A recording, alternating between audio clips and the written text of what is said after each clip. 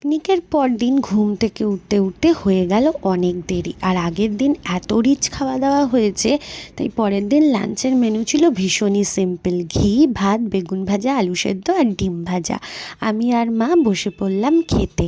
আর তারপরে একটু জমিয়ে কদবেল মেখে নিলাম। আর তারপর ছাদে গিয়ে সবাই মিলে গল্প করতে করতে কদবেল খেয়ে নিলাম। এই টক ঠক জাতীয় জিনিস না একসঙ্গে না খেলে একদম মজা হয় না।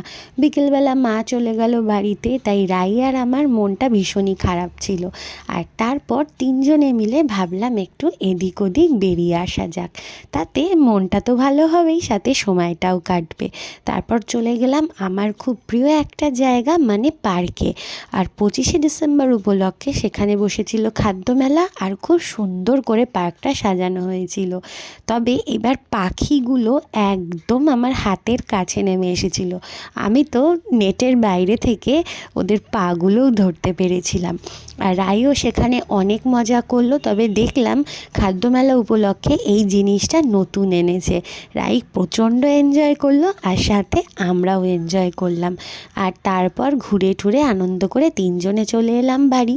রাতে আর কিছু রান্না করিনি, শাশুড়ি মার জন্য ছিল আমেনিয়ার এগরোল, আর আমাদের ছিল বিরিয়ানি। ব্লগটা কেমন লাগলো জানাতে ভুলো না কিন্তু। দেখা হচ্ছে আবার নেক্সট ব্লগে। টাটা।